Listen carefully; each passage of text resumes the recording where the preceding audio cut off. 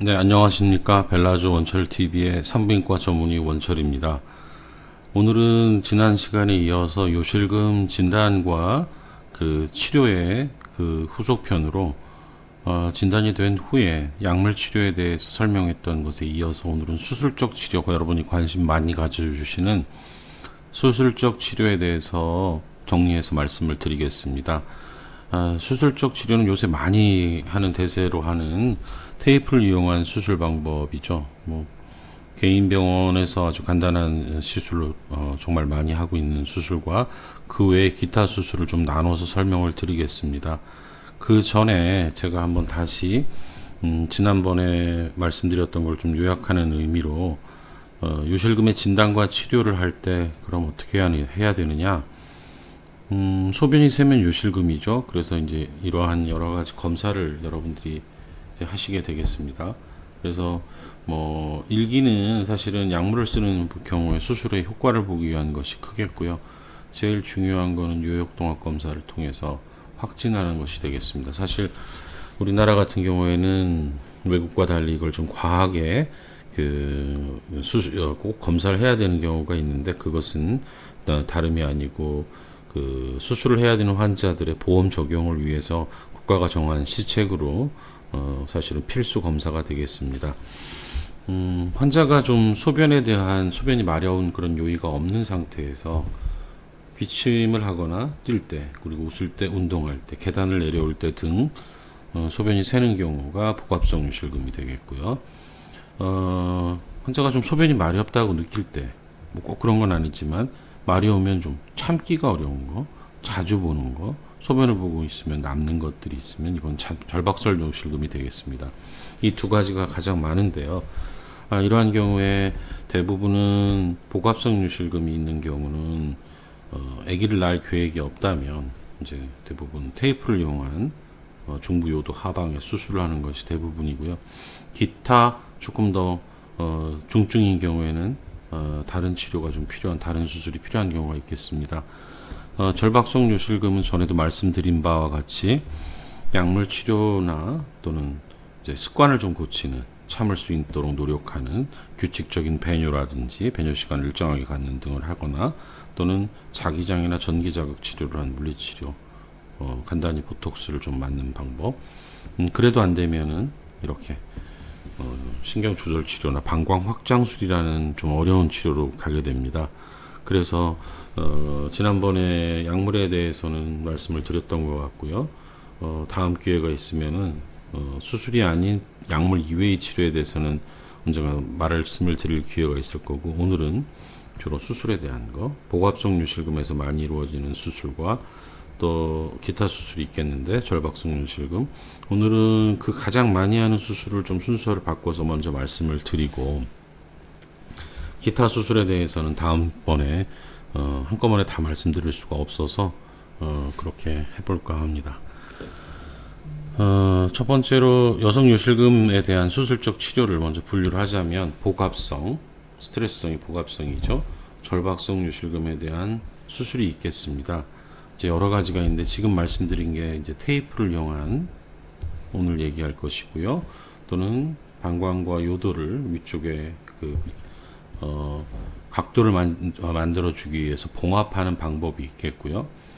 복합성 요실금 환자에 있어서 요도 괄약근에 이렇게 주사를 놓는 방법이 있을 수가 있겠고요. 과거에 현수라고 해서 이렇게 자기 인대라든지 기타 등을 이렇게 걸어서, 자기 조직 등을 이용해서 요도 밑에 이렇게 거는 방법이 있겠고요. 또는 인공 요도 괄약근을 삽입하는 시술이 있겠습니다. 사실 기타 등등의 수술이 있겠지만 2번, 3번 수술이 대세를 이루겠습니다. 대부분의 환자들은 3번 테이프 수술을 통해서 TOT 또는 TVT라는 수술을 통해서 거의 굉장히 높은 치료 효과를 보이게 되고, 환자들이 조금 더 중증으로 있는 경우에는 복강경 등을 이용한 이런 방법들을 사용할 수도 있겠습니다. 절박성 요실금은 전에도 말했듯이 꼭 수술보다는 약물이 우선되지만, 수술이 필요한 경우에 시행하는 수술로는 방광 확장술, 자동 방광 확대, 그리고 천추신경 자극술 등이 있겠습니다.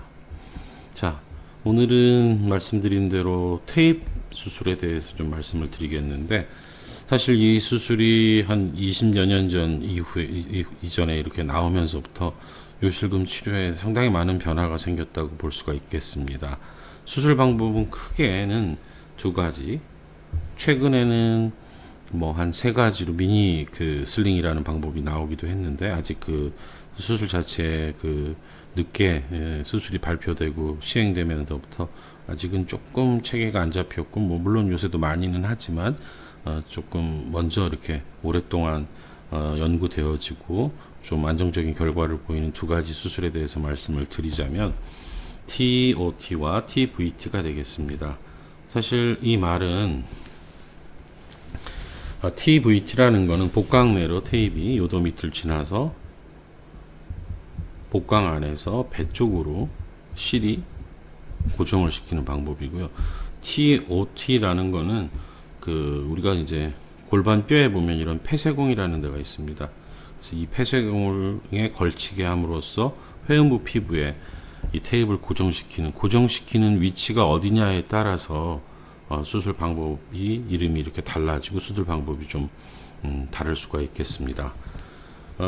수술하는 대상들은 그 전에 말씀을 드렸던 수술하지 않고 기타 등등의 방법으로 해결, 이런 방법 등으로 치료를 했음에도 불구하고 호전이 되지 않는 조금은 중증의 복압성 요실금이나 또는 절박성이 있긴 하나 복압성 부분이 주로 문제가 되는 환자에 있어서 진행을 합니다.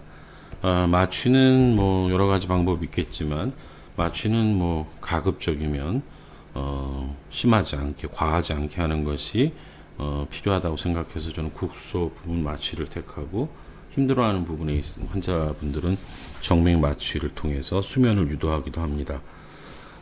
TVT가 좀 먼저 수술이 연구되고 시행이 됐던 수술입니다.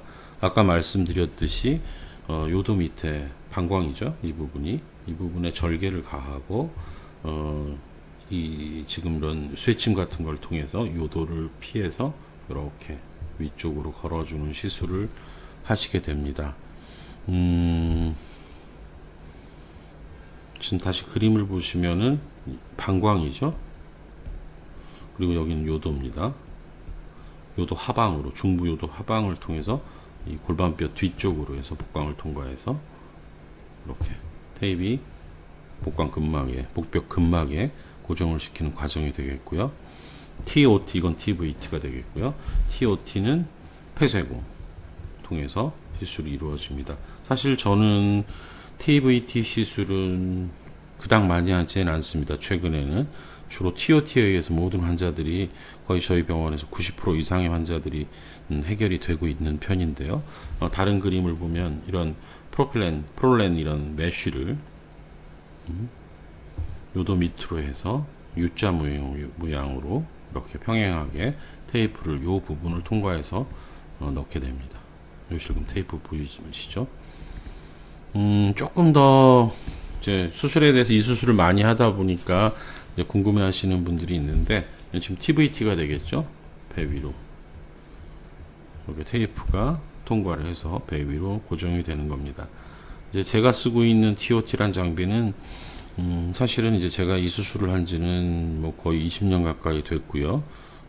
이 제품을 현재는 중국에서 제가 의사들을 교육하는 정도까지는 이제 경험이 쌓이다 보니까 그런 시술 교육을 시키고, 가끔 요새는 코로나 때문에 환자들이 오지 않지만 중국에 출장을 가서 세미나에 참가하기도 합니다.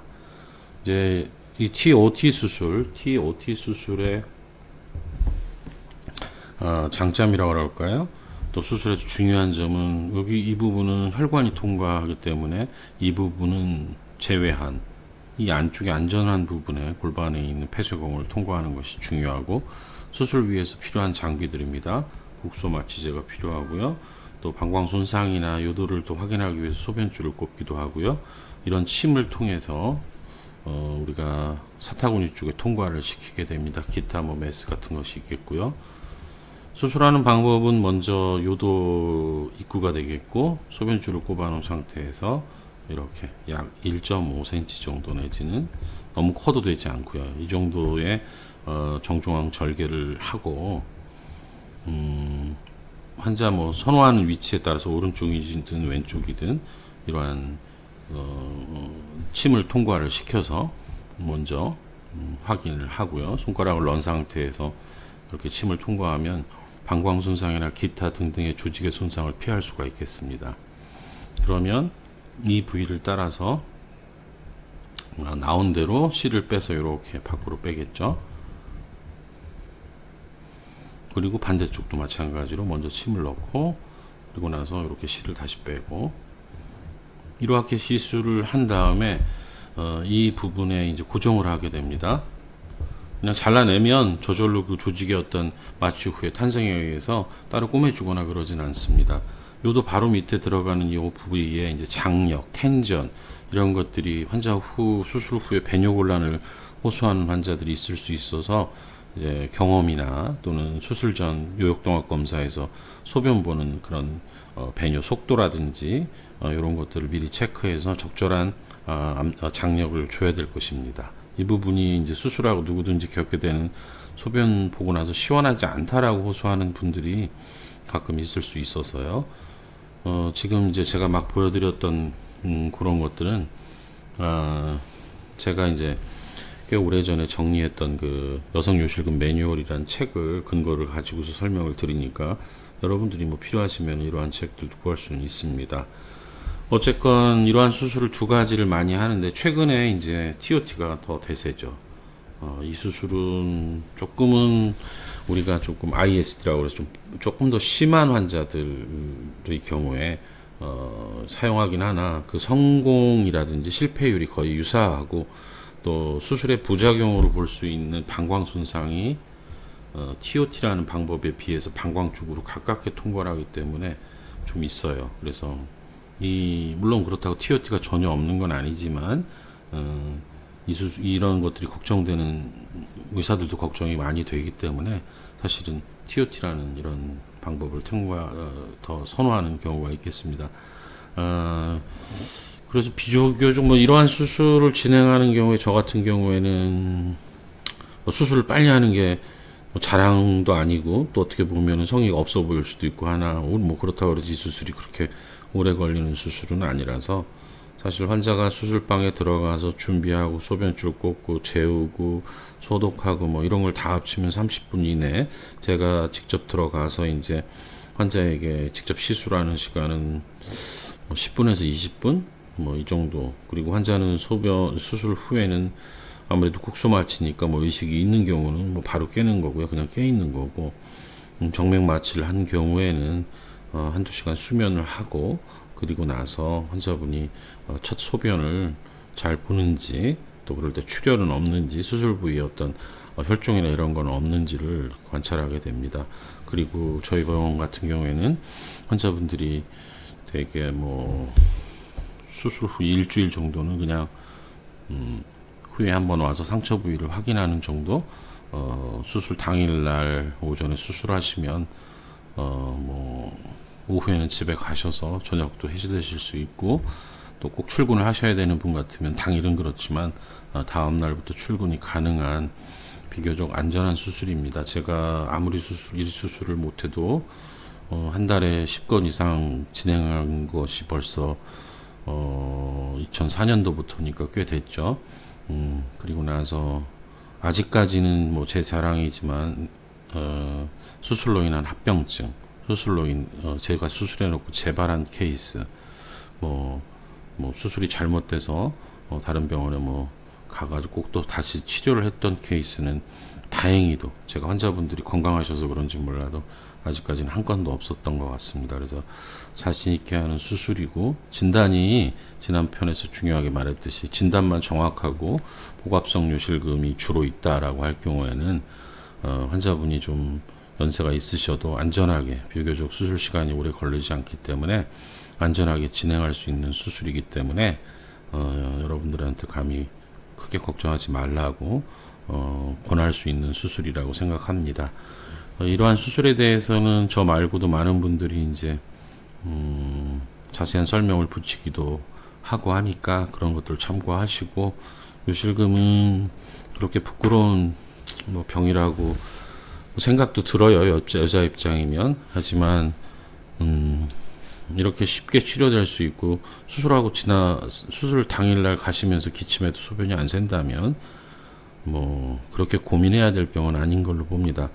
또 수술은 보험이 되는 분만이 수술을 뭐 꼭 하는 건 아니지만 그런 분들 경우에는 뭐 입원을 당일날 했을 경우에는 뭐 비용이 뭐 한 30만 원 뭐 안 되는 분들도 있고 이쪽 저쪽이니까 비용 부담도 그렇게 크게 되지 않고 마취로 인한 부작용도 없고 하니까 한번들 뭐 기침하거나 뛰거나 재채기 할 때 소변이 새는 분들은 주저하지 마시고 병원에 가서 진단받고 좋은 치료 받으시기 바랍니다. 다음번에는 이제 복압성 요실금에 대한 기타 다른 수술적 치료에 대해서 좀 추가하고 절박성 요실금에서 시행하고 있는 그러한 많지는 않지만 지금 보여드리는 그러한 치료들에 대해서 제가 한번 간단하게 훑고 그렇게 넘어갈까 합니다.